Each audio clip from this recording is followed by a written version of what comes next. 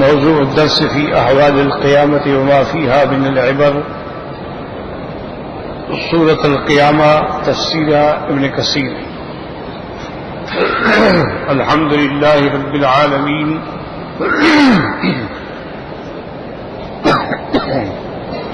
والصلاة والسلام على أشرف الأنبياء وسيد المرسلين سيدنا محمد وعلى آله وأصحابه أجمعين. اللهم صل على سيدنا محمد وعلى آل سيدنا محمد كما صليت على إبراهيم وعلى آل إبراهيم في العالمين إنك حميد مجيد. أعوذ بالله من الشيطان الرجيم. بسم الله الرحمن الرحيم. لا أقسم بيوم القيامة ولا أقسم بالنفس اللوامة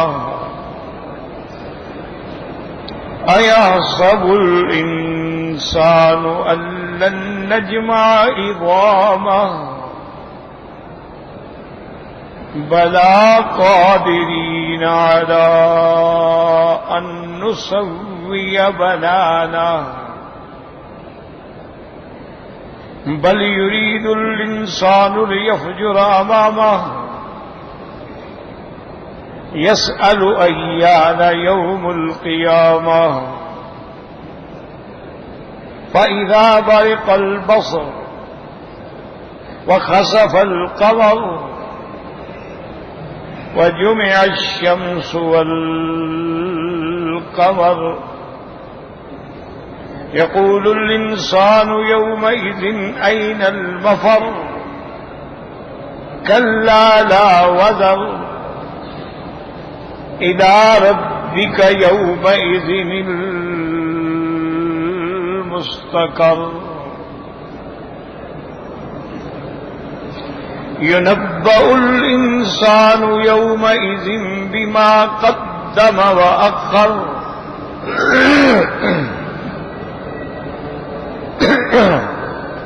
بل الإنسان على نفسه بصيرة ولو ألقى معاذيره. اس سورت کا نام سورت القیامہ ہے.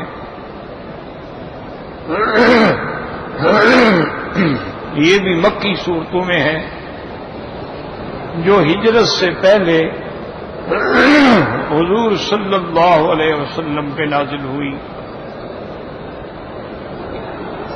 اس سے پہلی سورت جو ہم نے پڑھی ہے اس میں بھی احوال قیامت تھا اور اس صورت میں بھی احوال قیامت. تو ربط تو واضح ہے، ظاہر ہے.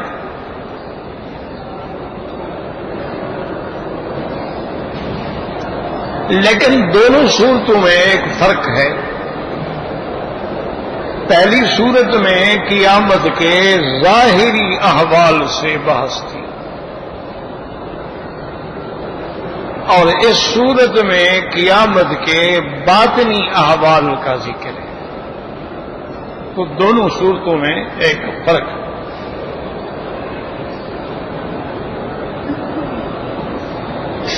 پہلی صورت جو ہم نے اس سے پہلے پڑھی ہے سورت المدثر، اس کے اندر بھی اللہ تبارک و تعالی نے قیامت کا ذکر کیا. فَإِذَا نُقِرَ فِي النَّاقُورِ ذَلِكَ يَوْمَئِذٍ يَوْمٌ عَسِيرٌ الْكَافِرِينَ غَيْرُ يَسِيرٍ ذَرْنِي وَمَنْ خَلَقْتُ وَحِيدًا إِلَى آخِرِهِ. تو اس میں احوال ظاہرہ کا ذکر اور اس صورت میں احوال باطنہ کا ذکر. ایک بات تو یہ یاد رکھیں. دوسری بات یہ سمجھیں کہ مسائل مہمہ جو ہیں، اصول الثلاثہ جو ہیں، ان میں ایک قیامت ہے. جو مسائل بنیادی مسئلے ہیں جن کو کہتے ہیں الاصول الثلاثہ، یا بعض علماء کہتے ہیں الایمان بالثلاثیات، اس کو کتاب لا کے دو، اس کو کیوں نہیں کتاب دی؟ قرآن شریف کھول کے بیٹھا رہتا ہے. نہیں ہے تو کسی دوسرے ساتھی سے کہیں جس کے پاس اللہ نے پیسہ دیا ہو، 2-4 ساتھی بچ کے کتاب کے کیا کتنا خرچہ ہو جائے گا. جو مستقل ہیں، پڑھتے بھی ہیں، قرآن لے کے بیچارے بیٹھے ہوئے ہیں. ہاں جی، کتاب ہے، اس کو تو کتاب پر یہاں رکھے دور سے لانے کے لیے، ایک اور آدمی رکھے ملازم، ایک کتاب لے آئے، ایک کھولے، ایک انگلی رکھے اور ایک ستا رہے. لا الہ الا العالمین. یہ دور بھی دیکھنا تھا کہ کتاب اٹھانا مشکل ہے. انا للہ و انا الیہ راجعون.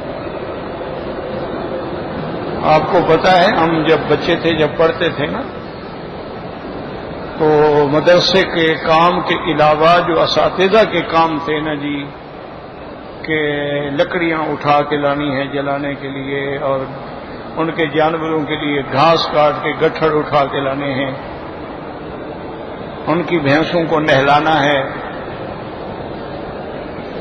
پھر استاد کو مٹھیاں بھرنی ہیں، کبھی مالش کرنی ہے. تو وہ تو یعنی اس کے بغیر تو علم آتا ہی نہیں ہے. یہ یاد رکھو، جب تک شوق نہ ہو نا جی.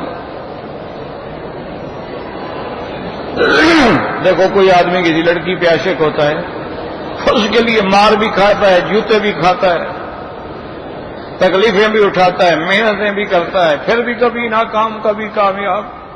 تو یہ تو اللہ رسول سے عشق کی منزل ہے. یہ تو اتنی آسان نہیں ہوتی. یہ تو بہت بڑی اہم بات ہے کہ جب طالب العلم کتاب اٹھا کے اللہ کے راستے میں نکلتا ہے تو فرشتے نیچے پر بچھا.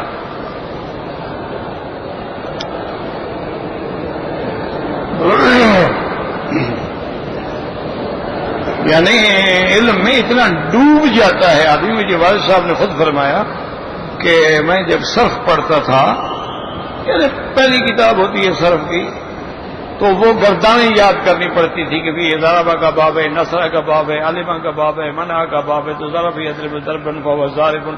کہتے میں گردان کر کے آ رہا تھا، کتے نے کاٹ لیا، مجھے پتہ نہیں لگا. جب مدرسے میں ہم نے کہا آپ کی ٹانگ ساری خون و خون ہے، میں نے کہا کیوں؟ انہوں نے کہا دیکھو اتنی بوٹی اس نے نکال دی تھی. مجھے پتہ نہیں ہے، میں اپنا سبق یاد کر رہا ہوں. یہ شوق تھا.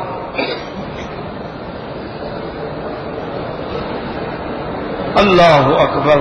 وہ دور چلے گئے. بس دعا کریں اللہ پاک ہمارے حال پہ رحم فرمائے. ہمیں تو یہ ڈر لگتا ہے کہ اب جو ہے آئندہ خدا جانے کیا ہوگا. ہمارا یہ حال ہے، ہماری اولادوں کا کیا ہوگا، پھر ان کی اولاد کا کیا ہوگا.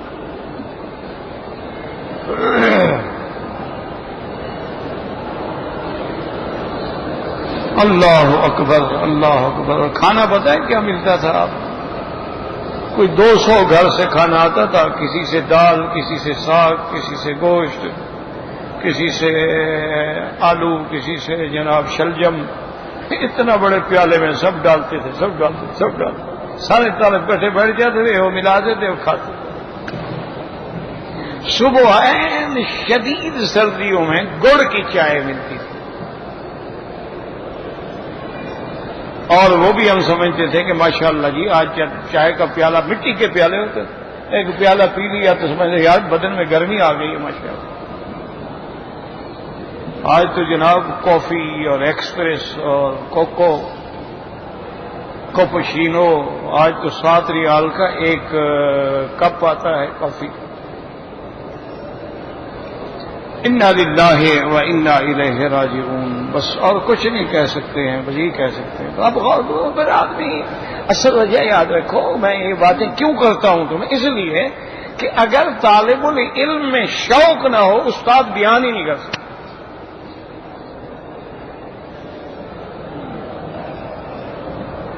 اگر طلبا کے اندر علم کے حاصل کرنے کا شوق ہے، آپ تفسیر ابن کثیر اردو لے لیں، ترجمہ پڑھیں، رات کو گھر میں 2-4 دفعہ پڑھیں، پھر سبق میں بیٹھیں، پھر پتہ لگے گا کیا ہے۔ تیاری کر کے آئیں، پھر آپ کو پتہ لگے کہ بھی سبق میں کیا ہے۔ ایسے میں کیا ہے، یہ تو بس ہم اپنے مطالعے کے لیے باتیں کرتے رہتے ہیں، ہمیں پتہ ہے انشاءاللہ آگے بالکل نل ہے مسئلہ۔ یہ تو بس ایک اپنا ذوق ہوتا ہے کہ چلو خود کو تو کوئی فائدہ ہو جائے۔ وہ ہمارے استاد کہتے تھے مکی صاحب، بعض طالب ایسے لائق ہوتے ہیں کہ استاد کو بھی فائدہ ہوتا ہے، طالب کو بھی فائدہ ہوتا ہے۔ کچھ ایسے متوسط ہوتے ہیں کہ استاد کو فائدہ ہوتا ہے، طالب کو نہیں ہوتا ہے، اور کچھ ایسے نالائق ہوتے ہیں دونوں کو فائدہ نہیں ہوتا۔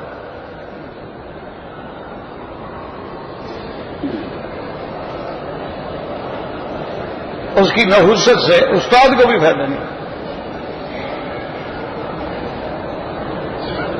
بہرحال تو اب بات کو سمجھیں کہ قیامت جو ہے یہ اصول ثلاثہ میں ہے۔ اصول ثلاثہ جو ہے وہ یاد رکھو 3 ہیں: توحید، رسالت، قیامت۔ یہ 3 بنیاد ہیں۔ ایک پر بھی ایمان میں کمزوری ہے تو بندہ کافر ہے۔ یہ اصول ہے نا، یہ اصول نہ رہا عبادت کیا کھڑی ہوگی؟ بنیاد ہی نہ ہو تو عمارت کیسے کھڑی ہوگی؟ اس لیے علماء نے ان کو کہا الاصول الثلاثہ، الایمان بالثلاثیات۔ ان 3 پہ ایمان تو ہر حال میں ہے۔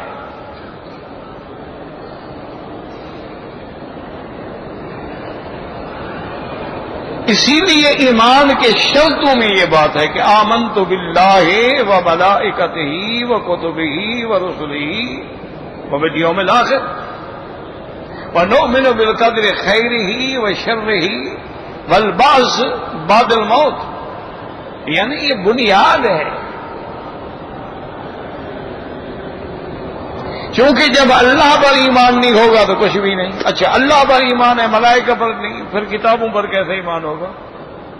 ملائکہ پر ایمان ہوگا تو وہ کتابیں لائیں گے، پھر کتابوں پر ایمان ہوگا تو رسول پر ایمان ہوگا۔ اور وہ پیغمبر کیوں آتے ہیں؟ کہ ہماری اگلی زندگی ٹھیک ہو جائے۔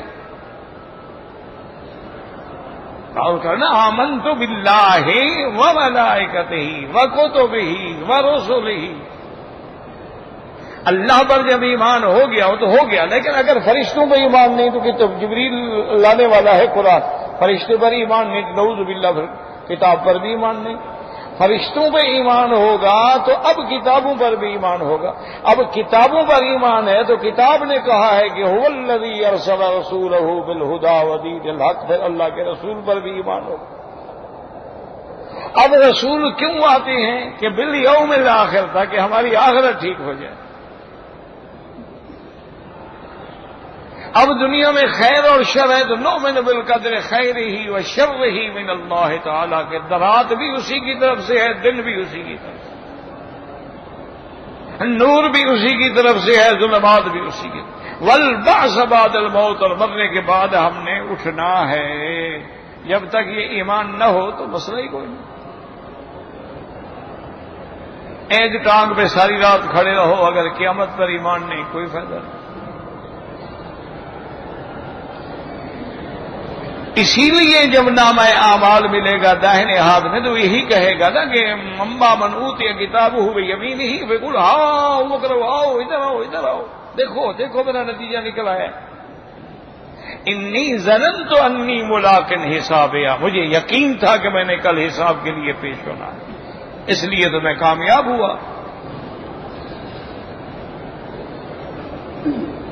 تو اس لیے ہمیشہ یاد رکھیں کہ یہ قیامت جو ہے بڑا اہم مسئلہ ہے، اصول ثلاثہ میں سے ہے۔ اس لیے قرآن پاک میں اللہ نے اس کے ذکر میں ظاہری احوال کا بھی ذکر کیا ہے، باطنی کا بھی ذکر کیا ہے، علامات کا بھی ذکر کیا ہے، احوال قبل القیامت کا بھی ذکر کیا ہے، احوال وقت القیامت کا بھی ذکر کیا ہے، احوال بعد القیامت کا بھی ذکر کیا ہے۔ کچھ اعمال ایسے ہوں گے جو بھئی قیامت کے آنے سے پہلے ہوں گے. وَنُفِخَ فِي الصُّورِ فَصَعِقَ مَن فِي السَّمَاوَاتِ وَمَن فِي الْأَرْضِ إِلَّا مَن شَاءَ اللَّهُ. اب سور پھونکا جائے گا تو پھر سب مریں گے نا، تو پہلے سور پھونکا جائے گا. اچھا، اور ایک وقت وہ ہوگا کہ جب سور پھونکا گیا سب مر گئے، تو وہ کیفیت اللہ نے قرآن میں الگ بیان کی.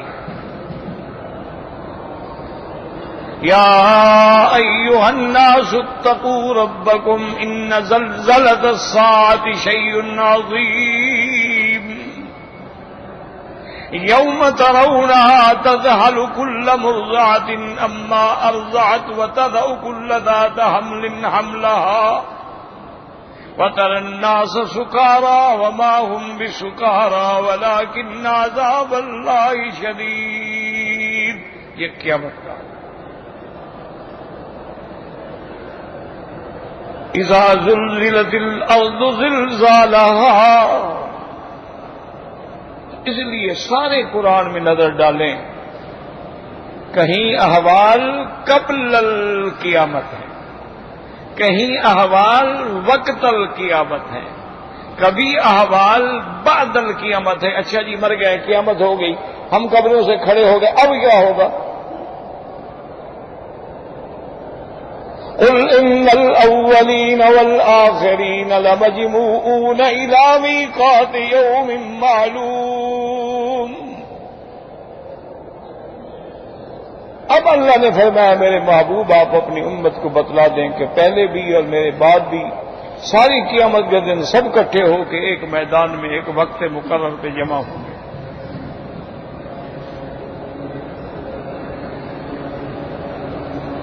تو اس لیے اب یاد رکھیں کہ اسی لیے قرآن میں اس کے کئی نام آئے ہیں. قیامت بھی ہے، ساعہ بھی ہے، ان الساعۃ آتیۃ لا ریب فیہا،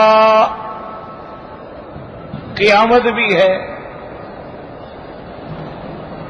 اللہ اکبر. اس لیے حضور نے فرمایا انا والساعۃ کہاتین، کہ میں اور قیامت بس ایسے سمجھو ملے ہوئے ہیں، میرے بعد قیامت ہی ہونی ہے نا، اور نبی تو آئے گا نہیں. اللہ نے اس عالم کو چلانا ہو تو نبی آتے ہیں نا. جب آخری نبی آ گیا بات ختم ہو گئی، اب تو قیامت.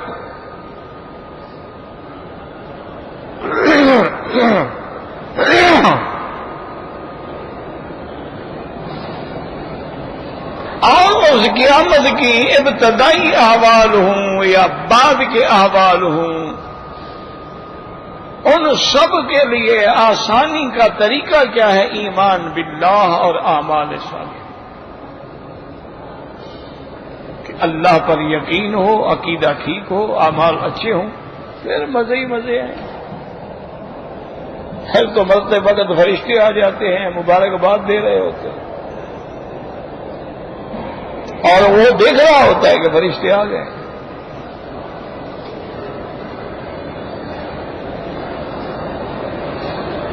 تو اب اس سورت مبارکہ میں اللہ نے قسم کھائی ہے، یاد رکھو، لا اقسم بیوم القیامہ.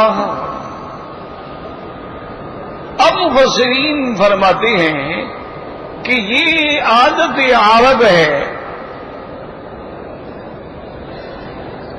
کہ جب وہ قسم کھاتے ہیں تو پہلے لام لگا دیتے ہیں، وہ لام زائدہ ہوتا ہے. یعنی اب جب ہم ترجمہ کریں گے تو لا زائدہ، اقسم بیوم القیامہ. اللہ فرماتے ہیں میں قیامت کے دن کی قسم کھاتا ہوں. ایک تو یہ قول،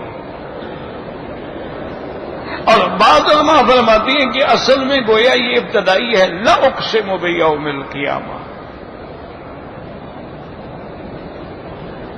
اور بعض علماء فرماتے ہیں کہ نہیں، لا جو ہے وہ معنی یہ ہوتا ہے کہ جیسے کوئی آدمی بات کرنا کہ یار فلاں آدمی ہوگا تو لا واللہ ہے، یعنی وہ نہیں جیسے تم کہہ رہے بالکل میں قسم کھاتا ہوں. تو وہاں بھی عرب اپنے لغت میں لام کا استعمال کرتے ہیں، اور قرآن اترا ہے لغت عرب میں، انا جعلناہ قرآنا عربیا.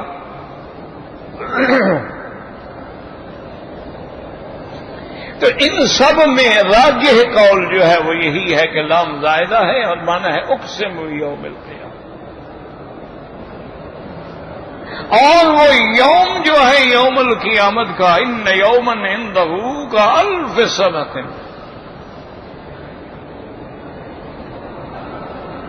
اور ایک جگہ آتا ہے 50,000 سنۃ، 50,000 سال.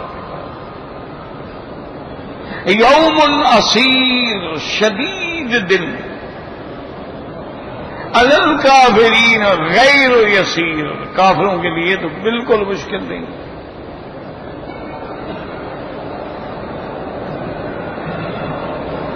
اور ساتھ میں یاد رکھیں کہ اللہ نے یہاں قسم کھائی ہے، اور یہ بھی یاد رکھو کہ خالق کی مرضی ہے جس چیز کی قسم کھائے، وہ خالق. وہ کبھی ان چیزوں کی قسم کھاتی ہیں جو عظیم الشان ہوتی. لا اقسم بهذا البلد وانت حل بهذا البلد، عظیم الشان. والنجم اذا هوى ما ضل صاحبكم وما غوى والليل اذا يغشى والنهار اذا تجلى. اور کبھی ان چیزوں کی قسم کھائی جاتی ہے جن میں نفع ہوتا ہے، والتین والزیتون.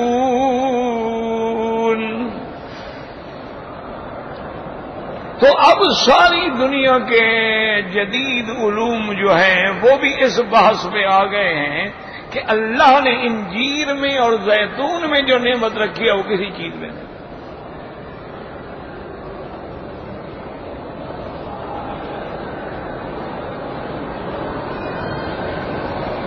وہ ایک بہت بڑے طبیب تھے، فوت ہو گئے. وہ فرماتے تھے کہ جو بندہ 5 دانے انجیر کے تازہ مل جائے تو سبحان اللہ، تازہ نہ ملے تو خشک تو ملتے ہی ہے، ہر وقت ملتے. 5 دانے انجیر کے اور 1 چمچ زیتون خالص کا صبح اور شام کو پی لیا کہ فرماتے اس کو کسی دوا کی ضرورت ہی نہیں، کسی گولیاں کھانے کی ضرورت. کیوں؟ زیتون تو وہ چیز ہے جو قرآن میں ہے، شجرۃ مبارکۃ زیتونۃ لا شرقیۃ ولا غربیہ یکاد زیتها یضیء ولو لم تمسسہ نار. تو قرآن میں ذکر ہے.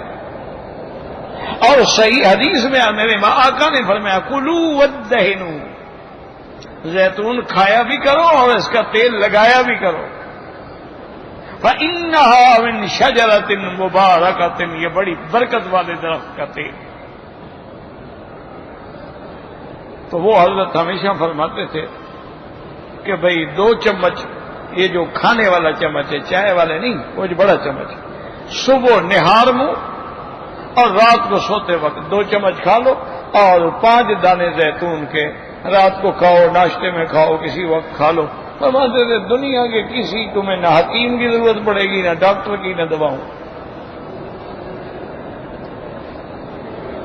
اللہ کی شان دیکھو، زیتون تیل ہے لیکن کولیسٹرول کو ختم کرتا ہے، بڑھاتا نہیں. ورنہ تو دنیا میں جتنا دہنیات ہیں تو اس سے تو کولیسٹرول بڑھتا ہے، لیکن یہ واحد ہے کہ اچھا. پھر کمال دیکھو، کولیسٹرول 2 قسم ہوتے ہیں، ایک خراب ہوتا ہے، ایک اچھا ہوتا ہے. یہ خراب کو ختم کرتا ہے، اچھے کو بڑھاتا ہے. اللہ کی شان دیکھیں. اچھا، جب آپ نے انجیر کھا لیا تو میدے کی اصلاح ہو گئی. جب میدا ٹھیک ہو گیا تو بیت الدا تو میدا ہی ہے نا، تمام بیماریوں کا گھر جو ہے وہ تو میدا ہے. میدا ٹھیک ہے تو پھر لکڑی ہضم، پتھری ہضم. دیکھا نہیں ہے جو بندے محنت کرتے ہیں، مزدوری کرتے ہیں، سارا دن پتھروں پہ کمائی کرتے ہیں، ان کو جو بلا دے تو کھا جاتے ہیں، کچھ بھی نہیں ہوتا.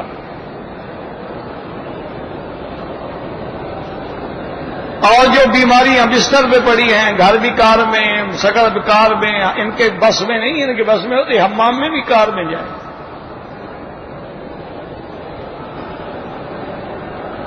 وہ ہر وقت پڑے ہوئے ہیں جی، بلڈ پریشر زیادہ ہو گیا جی، ٹینشن بہت ہے جی، اللہ پر ایمان ہو تو ٹینشن کیسی؟ یہ ہمارا ایمان نہیں ہے نا۔ جب ایمان ہو کہ قل لن یصیبنا الا ما کتب اللہ لنا، ہمیں وہ چیز پہنچ ہی نہیں سکتی جب تک اللہ نہ لکھے۔ جب ہمارا ایمان ہو کہ ساری مخلوق مل کر بھی مجھے نقصان نہیں پہنچا سکتی، اگر اللہ نہ چاہے تو پھر ٹینشن کیسی؟ یہ ہو گیا اور وہ ہو گیا اور یہ ہو گیا، کہ ایمان جو نہیں۔ اسی لیے میرے مدنی پاک دعا مانگتے تھے، اللہم انی اسألک ایمانا یباشر قلبی ویقینا صادقا حتی اعلم بانہ لن یصیبنی الا ما کتبت۔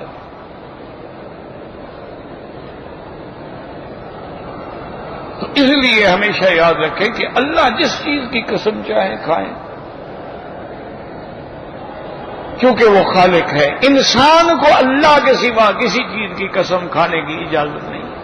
پہلے تو قسم کھایا نہ کرو، اگر کوئی مجبوری ہے تو کوئی بات نہیں، قسم کھانا بھی شریعت کا حکم ہے، البینۃ المدعی والیمین علی من انکر، قسم کھائی جا سکتی، لیکن سچی قسم، جھوٹی نہ ہو۔ تو اب اگر انسان نے کسی پیر کی قسم کھائی یا کسی مزار کی قسم کھائی، وہ تو کافر ہو گیا۔ مجھے مرشد کی قسم ہے، مرشد کے پنڈے کی قسم ہے، مرشد کے آستان کی قسم ہے، مجھے اپنے بیٹے کے سر کی قسم ہے، وہ کافر ہو جاتا ہے۔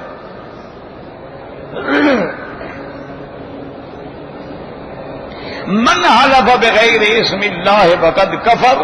بعض لوگ کہتے ہیں دیکھو جی میں آنکھوں پہ ہاتھ رکھ، مجھے آنکھوں کی قسم، اور جی میں رزق کے اڈے پہ بیٹھا ہوں، مجھے اس کی قسم۔ لا حول ولا قوت، قسم صرف اللہ کی، واللہ باللہ تاللہ۔ اسی لیے حضور کبھی قسم کھاتے فرماتے والذی نفس محمد بیدہ، مجھے قسم ہے اس ذات کی جس کے قبضے میں میری جان۔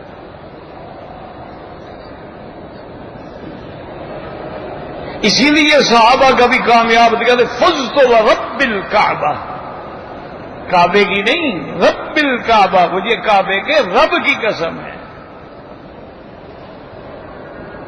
لیکن اللہ تعالیٰ جو چاہیں قسم کھائیں۔ لا اقسم بیوم القیامت ولا اقسم بالنفس اللوامہ۔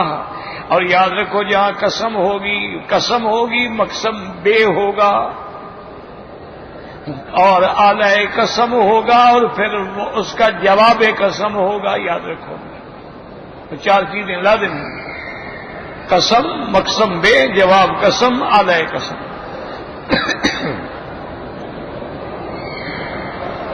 اب یہاں اللہ تبارک و تعالی نے دو چیزوں کی قسم کھائی۔ پہلی قسم کس سے ہے؟ قیامت کی، کہ لا اقسم بیوم القیامہ۔ اگلی قسم کیا ہے؟ ولا اقسم بالنفس اللوامہ، یعنی اقسم، میں قسم کھاتا ہوں اس نفس کی جو ملامت کرنے والا ہے۔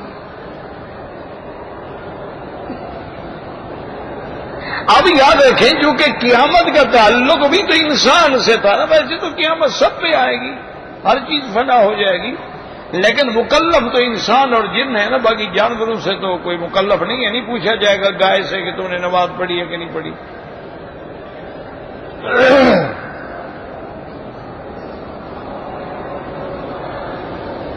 اب یہاں ایک بہت بڑا مشکل مسئلہ ہے، کوشش تو میں کروں گا اللہ توفیق دے کہ اس کو آسان کر سکوں، تاکہ آپ کے کچھ نہ کچھ تو سمجھ میں آ جائے۔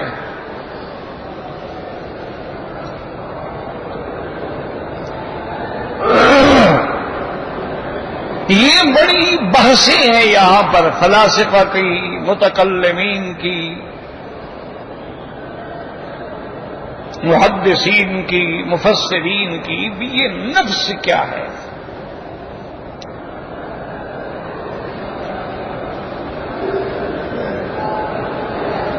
اب بعض فلاسفہ تو یہ کہتے ہیں کہ بھائی نفس اور روح جو ہے وہ ایک چیز ہے. کہتے ہیں اسی کو نفس بھی کہا جاتا ہے، روح بھی کہا جاتا ہے. وہ کہتے ہیں انسان ہے مثلا، ایک اس میں جسد ہے، یہ ڈھانچہ ہے، ہیکل ہے، اور دوسری چیز کیا ہے؟ روح ہے. بس یہ نفس ہے، وہ روح ہے.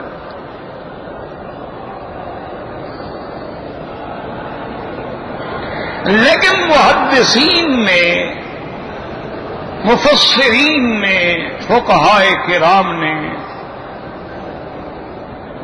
اور بڑے بڑے اہل علم نے، جن کو اللہ نے یہ ذوق دیا تھا، اس پہ بڑی کتابیں لکھی ہیں. علامہ قشیری نے، امام غزالی نے، امام احمد ابن حنبل نے، شیخ الاسلام ابن القیم نے، شیخ الاسلام ابن تیمیہ نے، بڑے بڑے لوگوں نے اس پہ بڑی نفیس بحثیں کی ہیں.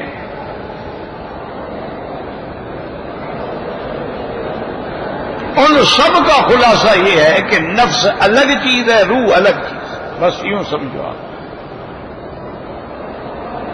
میں کوشش کروں گا کہ جتنا آسان ہو اور جتنا مختصر ہو، ورنہ یہ تو بہت، اس پہ تو کتابیں لکھی گئی ہیں. علماء نے کتابیں لکھی ہیں، اللہ ان کی قبروں پہ کروڑوں رحمتیں کرے کہ کتنی محنتیں کی ہیں علماء نے. ہم تو آج اس لیے پیدا ہوئے نا، بس علماء کو گالیاں دو، فقہاء کو گالیاں دو. کبھی غصہ آ جائے تو امام ابو حنیفہ کو گالیاں دو، کبھی امام شافعی کو، کبھی امام حنبل کو، کبھی امام مالک کو.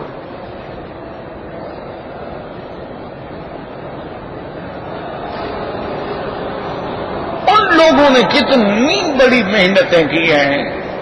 تو اب اس سب کا بحث کا خلاصہ یہ ہے کہ نفس الگ چیز ہے، روح الگ چیز ہے.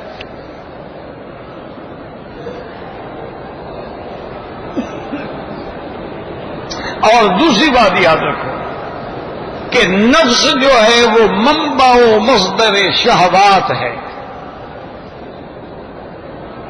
خواہشات ہے، اور روح جو ہے وہ منبع روحانیات ہے.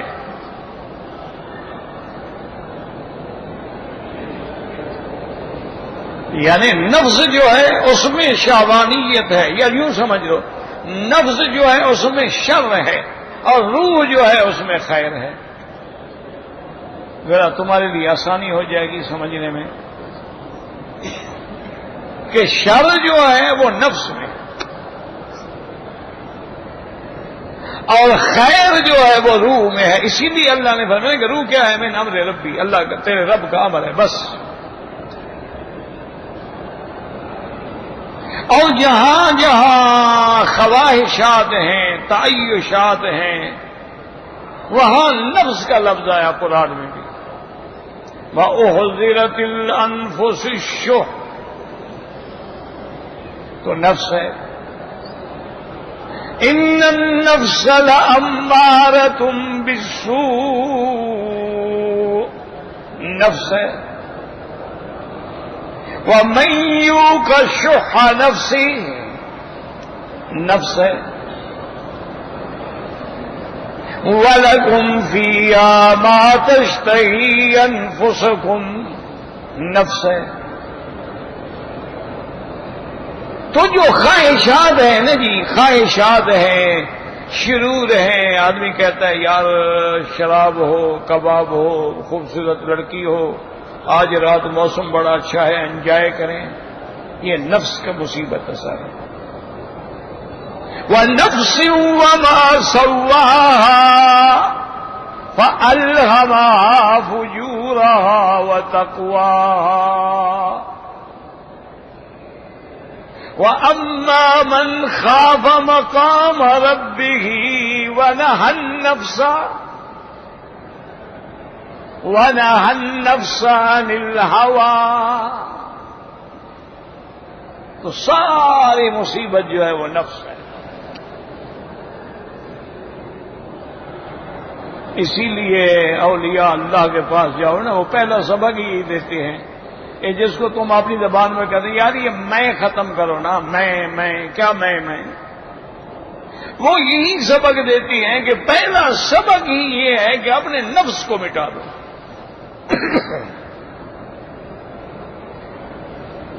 نفس کو کچل دو.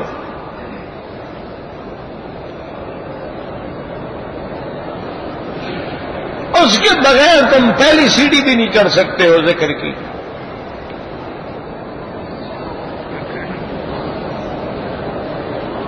تو سارے اچھا اسی طرح قرآن میں دیکھیں وہاں بالکل تقسیم موجود.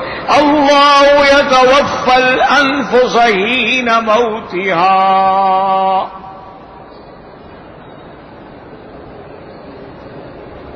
کہ ایک انسان پہ نیند کی کیفیت ہے، اس وقت بھی اللہ جو ہے وہ اس کے نفس کو قبضے میں لے لیتے ہیں. روح اس کے اندر ہے، نفس لے لیا. اب جس کو مارنا ہو تو اسی نیند میں روح کو بھی قبضے میں لے لیتے ہیں. والذی لم تمت فی منامہا فیمسک التی قضی علیہا الموت ویرسل الاخری. تو اب اس سے بھی یہی معلوم ہوتا ہے کہ نفس الگ چیز ہے اور روح جو ہے وہ الگ چیز ہے.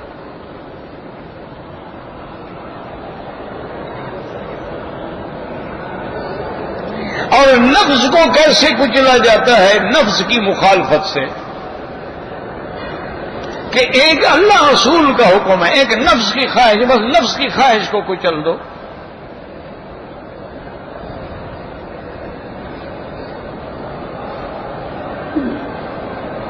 تو اب دونوں باتیں یاد رکھو. ایک پہلی بات بحث کیا ہوئی کہ نفس الگ ہے اور روح الگ ہے. ایک نفس منبع شر ہے اور روح منبع خیر. تمام شر، شہوانیات، غضبیات یہ سب نفس میں، اور تمام رحمتیں، روحانیات، درجات، اللہ سے تعلق اور بلندی یہ سب روح سے تعلق ہے.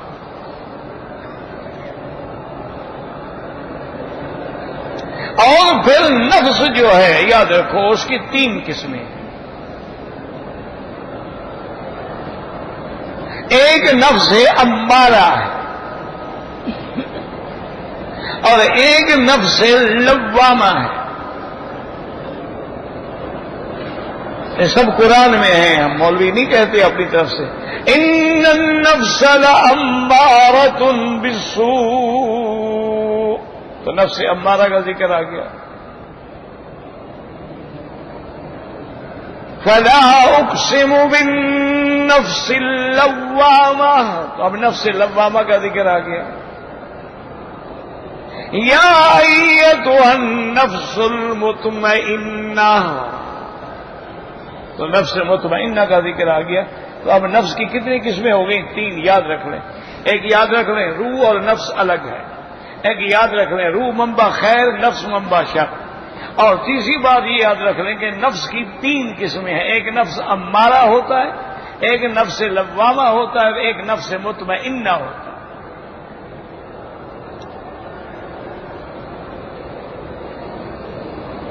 اب علامہ قشیری رحمت اللہ علیہ نے تو بڑی عجیب مثال دی ہے. وہ کہتے ہیں نفس کی مثال ایسے ہوتی ہے جیسے کتا ہو.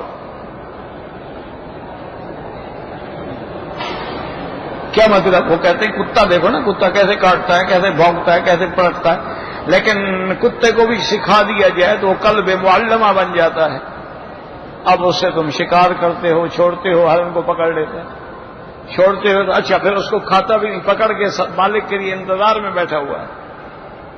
یہی تو فرق ہوتا ہے نا قلب معلمہ اور غیر معلمہ کا. اگر شکار پکڑ کے خود کھانا شروع کر دے اس کا معنی معلمہ نہیں ہے، اس کا پکڑا ہوا حلال نہیں ہے. اگر وہ پکڑ کے پاؤں رکھ کے بیٹھ گیا، بھاگنے نہیں دیتا اس کو، مالک آگے نہیں بے کرے گا، تو وہ قلب معلمہ. وہ کہتے ہیں تمہارا نفس جو ہے نا بڑی کتی چیز ہے، اس کو معلمہ بنا دو، اس کو سکھا دو، اس کو اپنے تابع کر دو. اور وہ کہتے ہیں کہ کتے کو سکھانے کے لیے ڈنڈے کی ضرورت ہوتی ہے. ڈنڈا ہاتھ میں نہ ہو تو پھر تو ایک ہی جست میں کام تمام کر دے گا. تو جب ڈنڈا دکھاؤ گے تو ہوگا پہ بیٹھ جاتا ہے. تو اس لیے نفس کو بھی کچلو، اس کو سکھاؤ، اس کو معلمہ بنا دو. جہاں حکم کرو چل پڑے، کہو رک جاؤ رک جائے. اب دیکھا نہیں وہ لوگ سکھا دیتے ہیں، وہ چور کے پاؤں سے سنگھا دیتے ہیں، وہ چلتے چلتے چلتے چلتے چور کے گھر میں پہنچ جاتا ہے. اس کو منشیات سنگھا دیتے ہیں، وہ جناب صندوقیں بند ہیں، بوریاں ہیں، پلاسٹک چڑھے ہوئے، وہ سونگ کے بتا نہیں اس کے اندر ہے، اس کے اندر نشہ ہے. وہ کتا سیکھ گیا نا، اس کو کہتے ہیں اپنے کتے کو بھی سکھاؤ ذرا، اس کو بھی سدھاؤ، اس کو بھی سیدھا کرو نا. اور یہ ایسے سیدھا نہیں ہوتا، اس کو کسی اللہ والوں کے پاس لے جاؤ، اس کے بغیر یہ سیدھا نہیں ہوتا. اب آپ نے دیکھا ہوگا نا، حالانکہ تبلیغی جماعت میں کچھ سارے اولیاء اللہ نہیں ہوتے، میرے جیسے بھی ہوتے ہیں، لیکن جو آدمی چلا جاتا ہے 40 دن لگا لیتا ہے، 4 مہینے لگا لیتا ہے، 7 مہینے لگا لیتا ہے، کیسے سیدھا ہو جاتا ہے. پھر باقاعدہ پگڑی سنت کا لباس ہے، باقاعدہ وہی لمبا کرتا ہے، باقاعدہ وہی جناب موٹی پنڈلی پر شلوار ہے یا پاجامہ ہے، یعنی یہ لباس سنت کے مطابق ہے جو یہ پہنتے ہیں. اب جناب اس کو ہر قدم پہ دعا یاد ہے. اب مجال ہے کہ جناب اس کے تہجد چھوٹ جائے، مجال ہے کہ اشراق چھوٹ جائے، مجال ہے کہ ضحیٰ چھوٹ جائے. اچھا جہاں بیٹھا ہے نصیحت کر رہا ہے، میرے بھائی اللہ کے لیے نکلو، میرے بھائی اللہ کے کام کرو. جہاں بیٹھا ہے وہ اب لگا ہوا ہے اپنا، وہ نفس کچل دیا نا اس نے. اور جب تک یہ بدبخت کھڑا ہے نا اس وقت تک کچھ نہیں ہوتا کہ میں مولوی، بس بندہ گیا، میں خطیب، میری شاعری، میرا ادب، میرا عقل، یہ اسی لیے برباد ہوتے ہیں نا بڑے بڑے حاکم، عقل کل بن جاتے ہیں. کہتے ہیں جو ہم سمجھتے ہیں کوئی نہیں سمجھتا.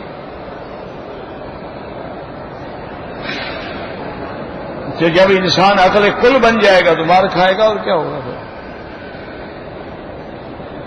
مشورے میں نے غلطی کی آپ نے بتا دی، آپ نے غلطی کی میں نے بتا دیا، فشاورہم فی الامر. تو انہوں نے بڑی عجیب مثال دی. وہ کہتے ہیں کہ اس کو سدھاؤ نفس.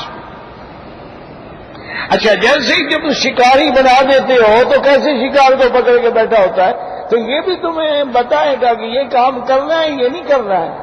لوامہ ہو جائے گا. برے کام کا ارادہ کرو گے، کہہ رہے نہیں یہ نہیں ایسا نہ کرو. کیا کر رہے ہو؟ حرم میں سگریٹ پیتے ہو، لا حول ولا قوت الا باللہ. یار خدا کے گھر میں آ کے بھی داڑھی مڈاتے ہو، لا حول ولا قوت الا باللہ. یار اللہ کے حرم میں رہ کے نماز نہیں پڑھتے ہو، لا حول ولا قوت الا باللہ. یار طواف بھی کر رہے ہو اور عورتوں کو بھی دیکھ رہے ہو. اب وہ سدھایا ہوا ہے نا، اللوامہ ہو. اور انبیاء اور صحابہ اور اولیاء کا نفس جو ہے وہ ہوتا ہی مطمئنہ. یاد رکھ، انبیاء کرام اولیاء کرام کے نفوس جو ہیں وہ مطمئنہ ہوتے ہیں. اسی لیے وہ ساری محنت کرواتے ہیں کہ بھائی تیرے ہر نفس میں اللہ کا ذکر ہو، تیری ہر سانس میں اللہ کا نام ہو.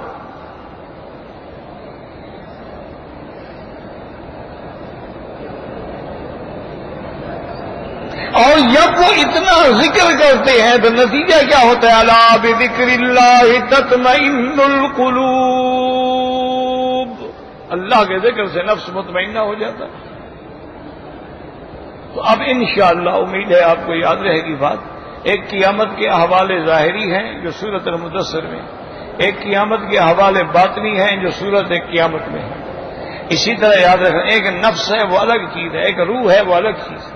روح منبع خیرات ہے اور نفس جو ہے وہ منبع شہوات ہے. دو باتیں ہو گئی. پھر نفس کے 3 قسمیں ہو گئی. ایک نفس امارہ ہے، لوامہ ہے، مطمئنہ ہے. اللہ پاک آپ کو بھی ہمیں بھی نفس مطمئنہ نصیب فرمائے. وما ذلک علی اللہ بعزیز. اللہ کے آگے کیا مشکل ہے. رحمت حق بہا نمی جو ید بہا نمی جو ید. رحمت حق کوئی معاوضہ نہیں مانگتی، وہ تو بہانہ مانگتی ہے کہ یہ تھوڑا سا ایک بندہ گر رہا تو اسے پکڑ لیا، یہ بچو معاف. بندہ پیاسا بیٹھا تھا، پانی پلا دیا، حالانکہ جو تھے اسی پانی کی وجہ سے جاؤ معاف کر. وہ تو بہانا چاہتے ہیں.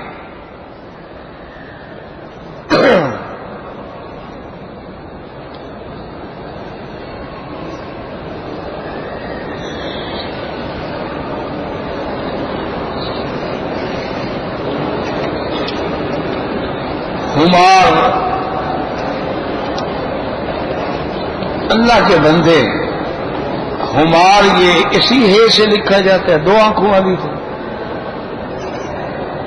جب تم نے قرآن نہیں پڑھا کمثل الحمار کأنہم حمر مستنفرہ، کون سی آئے؟ تو جب اس کا بھی پتہ نہیں تو سوال کیوں پوچھتے ہو؟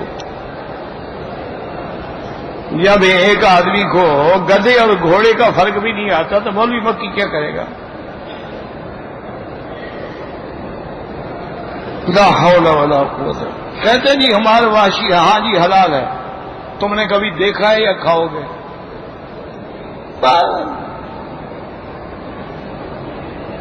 ہمار واشی کیا ذرا جانور ہی ہے اور کیا ہوتا ہے؟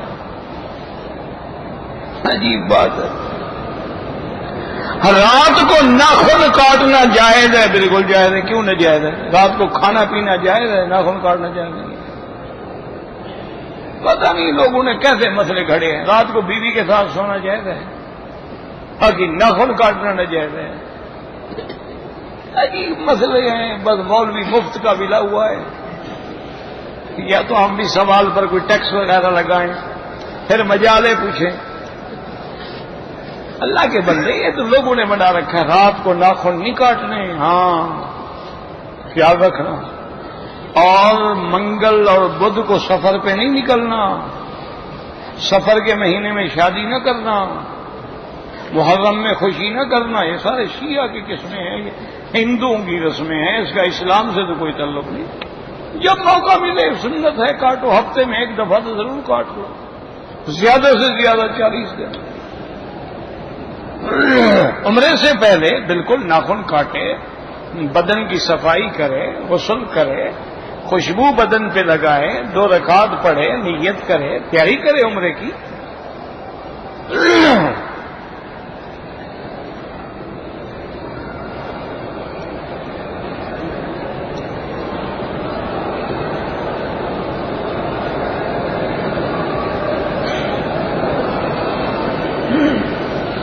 کہتے ہیں جی کہ 4 چیزیں آدمی کو برباد کر دیتی ہیں. احمقوں سے مقابلہ کرنا ٹھیک ہے، گناہوں کی کثرت یعنی گناہ برباد ٹھیک ہے، عورتوں کے ساتھ اختلاط اور مردہ لوگوں کے پاس کثرت سے بیٹھنا. کہتے عورتوں کے ساتھ اختلاط سے کیا وہ اختلاط؟ تم نے عربی کا لفظ لکھ لیا ہے، تمہیں پتہ نہیں ہے. اختلاط کا معنی ہوتا ہے غیر محرم عورتوں کے ساتھ بیٹھنا، بات کرنا، ملنا جلنا، یہ اختلاط. وہ تو مباشرت ہے، وہ تو جماع ہے، وہ اختلاط تھوڑا ہے. یہی اختلاط ہے کہ غیر محرم عورت بھی بیٹھی ہوئی ہے اور جناب وہ کھانے پیش کر رہی ہے، اور وہ خامد بھی ماشاءاللہ بہت بڑا دیوس ہے، خوش ہو کے بتا رہا ہے کہ جناب یہ ڈش جو ہے نا میری بیگم نے صرف آپ کے لیے بنائی ہے. ماشاءاللہ جی، میں چاچا لگتا تھا اس کا، میرے لیے بنائی ہے اس نے. اور میری بیگم جناب بڑی زبردست کک ہے جناب، اور اس کے ہاتھ میں بڑا ذائقہ ہے. یعنی اب ہاتھ پکڑنے کی وہ کوشش کرے نا، ذائقہ جو ہے اس کو بھی چکھ کے دیکھے. انا للہ و انا الیہ راجعون. یار دعا کرو اللہ ہمیں فتنوں سے محفوظ رکھے. یہ ہم بالکل اس وقت فتنوں میں گھرے ہوئے ہیں، اللہ بچائے تو بچ سکتے. یا پھر وہی بات ہے جو میرے مدنی پاک نے فرمائی تھی کہ ایک وقت آئے گا میری امت پہ یفر الرجل بدینہ، بندہ اپنے دین کو بچانے کے لیے شہر چھوڑ کے بھاگ کے پہاڑوں میں چلا جائے کہ نہ کوئی ملے گا اور نہ جھگڑا ہو. لیکن ہمت یہی ہے لوگوں میں رہو اور دین پہ رہو.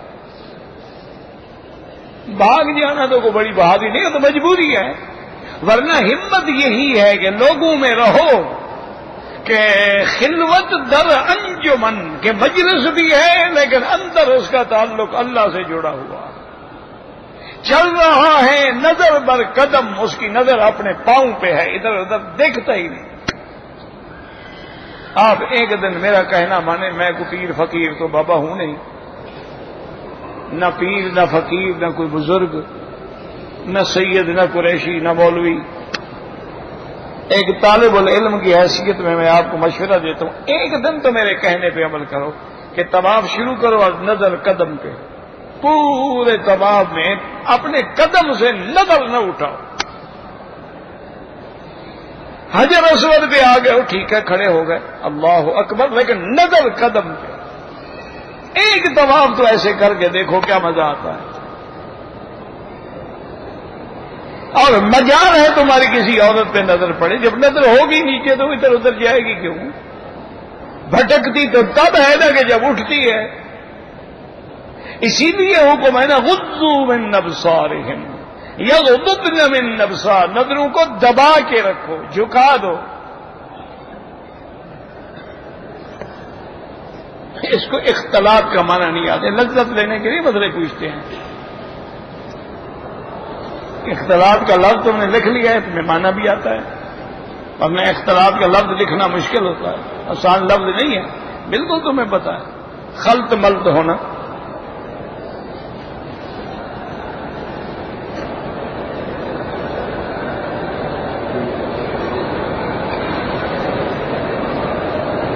کہتے جی کہ میں جدے سے کام کے لیے مکہ مکرمہ میں آیا، 3 دن کام نہیں ملا تو میں نے عمرے کا ارادہ کیا اور اپنے دوست کے گھر سے احرام باندھ کے عمرہ کیا. وہ بالکل نہیں ہوتا عمرہ. دوست کا گھر تمہارا میقات ہے ماشاءاللہ. عمرے کے لیے لازم ہے کہ حد حرم کے باہر جاؤ.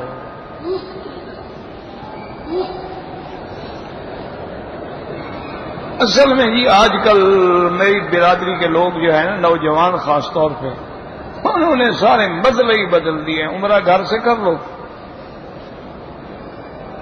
باہر جانے کی ضرورت ہی نہیں. انہوں نے حدیث کو یہ سمجھا ہے ماشاءاللہ، اہل مکہ تھا من مکہ تھا، یہ سمجھا ہے حدیث.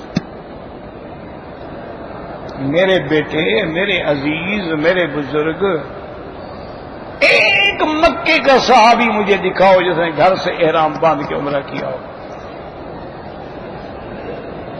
ایک کا نام لے لو.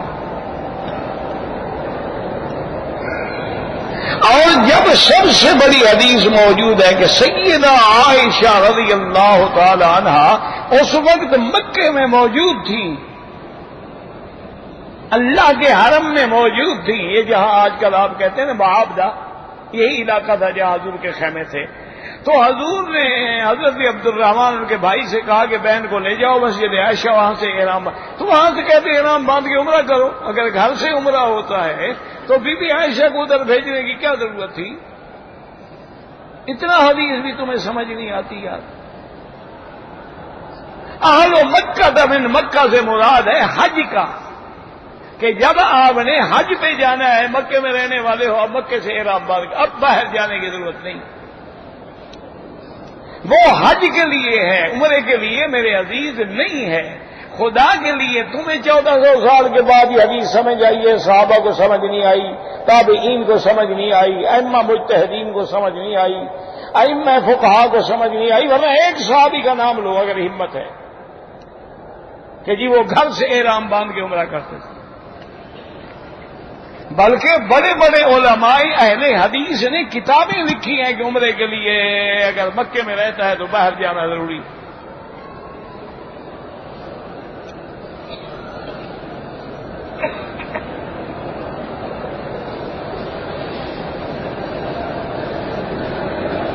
کہتے جی کہ ایک مولوی صاحب تقریر کر رہے تھے انہوں نے فرمایا کہ حنفی لوگ جو ہیں بھیڑ بکریوں کی طرح 1 گھنٹے یا 2 گھنٹے کا نکاح کرتے. کون سے حنفی؟ اس مولوی صاحب سے کہو کہ کسی حنفی کا وہ حلالے پر اعتراض کر رہا ہے. حلالہ تو قرآن کا حکم ہے. فلا تحل له من بعد حتى تنكح زوجا غيره. اور ساتھ ہم بتاتے ہیں کہ المحلل والمحلل اللہ المحلل والمحلل له. ایک حنفی دکھلاؤ جس نے 1 رات کا نکاح کیا ہو. کیوں ہمیں مجبور کرتے ہو کہ ہم تمہاری زبان استعمال کریں؟ لیکن اللہ بچائے، ہم نہیں کہتے کہ تمہاری کتابوں میں کیا، نذر الابرار میں کیا لکھا ہے. بہرحال تمہیں مبارک ہو، تم امام حنیفہ کو گالیاں دو، ہمیں گالیاں دو، تمہیں مبارک ہو، ہم نہیں دے سکتے.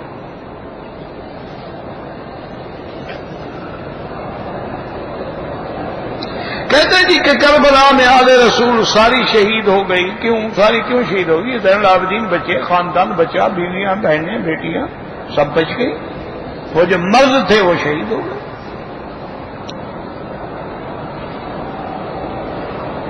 امیر معاویہ نے حضور سے وعدہ کیا تھا شادی نہ کرنے کا. بالکل نہیں. کیوں شادی کرنے کا وعدہ کیوں کرتے؟ حضرت علی کو روکا تھا حضور نے. پتہ نہیں کیسے لوگ مسئلے گھڑتے ہیں گھر میں بیٹھ کے. حضرت معاویہ نے کیوں وعدہ کیا تھا میں شادی نہیں کروں گا؟ جناب شادی کرنے کا اللہ رسول کا حکم ہے. وہ تو حضور پاک نے حضرت علی سے محبت کی بنا پہ کہا تھا کہ بی بی فاطمہ کے ہوتے ہوئے تم دوسری شادی نہ کرو، کیونکہ اگر بی بی فاطمہ ناراض ہو گئی تو میں ناراض ہو جاؤں گا، اور میری ناراضگی سے اللہ ناراض ہو جائے گا. تو تم کیوں ایسا قصہ کرنا چاہتے؟ اور دوسری وجہ یہ تھی کہ حضرت علی شادی کرنا چاہتے تھے ابو جہل کی بیٹی سے، جس پہ حضور جلال میں آ گیا. فرمایا تجمع بنت عدو اللہ علی بنت رسول اللہ. اللہ کے دشمن کی بیٹی کو محمد کی بیٹی پہ سوگن لانا چاہتے ہو؟ اگر تمہیں اتنا شوق ہے تو طلق ابنتی، میری بیٹی کو طلاق دے. حضرت علی نے معافی مانگی. یا رسول اللہ نے ارادہ کیا تھا نہیں کروں گے. لیکن بی بی فاطمہ کے بعد حضرت علی نے کافی شادیاں کی ہیں. آپ کے 18 بیٹے ہیں.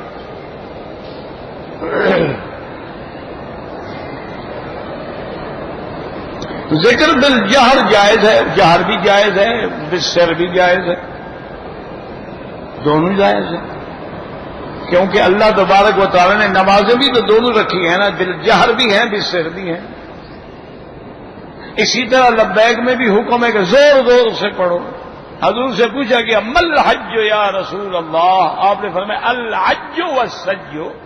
حج وہ ہے کہ جس میں لبیک کا شور ہوتا ہے اور قربانیوں کا خون بہایا جاتا ہے. تو بعض ذکر جو ہیں جہر ہیں، بعض ذکر خفی ہیں.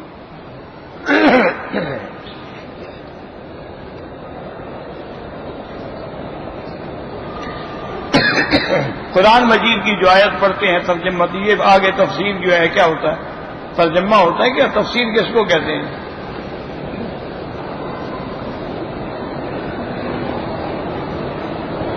کہتے ہیں کہ اہل سنت والجماعت کا عقیدہ ہے کہ شیعہ کافر ہے. وہ شیعہ جو قرآن کا منکر ہے، وہ شیعہ جو سیدہ عائشہ صدیقہ کی عصمت کا منکر ہے، وہ شیعہ جو سیدنا ابو بکر صدیق کی صداقت کا منکر ہے. ورنہ شیعہ تو 360 قسمیں ہیں. یہ کوئی ایک بلا ہے؟ یہ تو کئی قسمیں ہیں. اس لیے اب ہر کسی کو تو کافر نہیں کہا جا سکتا. دوسرا گورنمنٹ پہ اعتراض کیا ہے؟ وہ تو پاسپورٹ پڑھیں گے، اگر لکھا ہے مسلم تو مان لیں گے کہ مسلمان ہے. تم اپنے آپ کو کافر لکھو، قادیانی لکھو، پھر دیکھو آنے دیتے ہیں. مسلم بن کے آ جاؤ تو کوئی کیا کرے؟ کس کس کا سینہ چیر کے دیکھیں.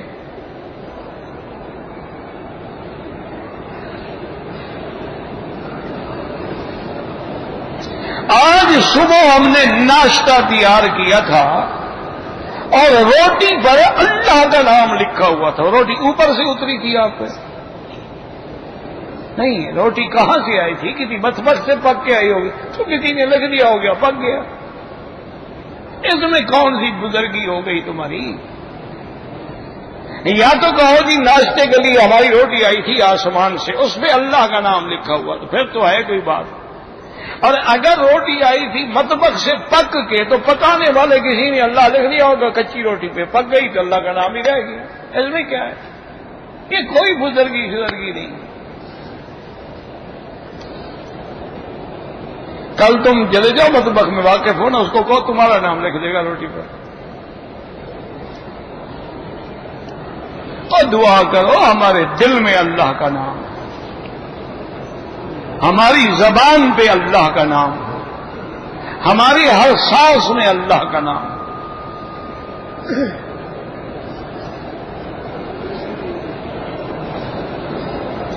میرے جناب بال چھوٹے ہیں، میں نے عمرہ کرنا ہے تو اس طرح پھر رہا ہو جناب، چھوٹے پہ بھی پھر جاتا ہے. ورنہ نہ کرو جناب، کسی حکیم نے لکھا ہے آپ کو کہ مہینے میں ایک عمرہ کیا کرو.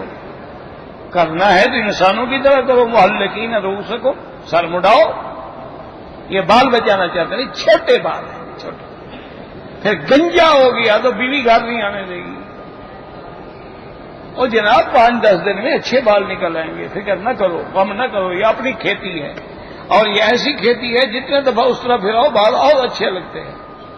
بلکہ ایک ہمارے حکیم ہوتے تھے، وہ کہتے تھے کہ بھئی جس کے بال بکھرے ہوں یا ادھر ادھر ہوں، ٹھیک نہ ہوں، وہ کہتے اس کو کہو اس طرح پھر پھر لیمون مارے سارے سر پہ، 1-2 گھنٹے بیٹھے رہے، پھر دھو ڈالے، پھر اس طرح پھروائے، پھر اس طرح، ہر دفعہ پھر لیمون مارتے ہیں. پھر جب بال آئیں گے دیکھو کیسے آتے ہیں. مفت کا علاج ہے تو میں یہ بھی بتا دیا. لیمون اصلی ہو، 2 نمبر والا نہ ہو، چونکہ آج کل سارے کام تم 2 نمبر کرتے ہو نا.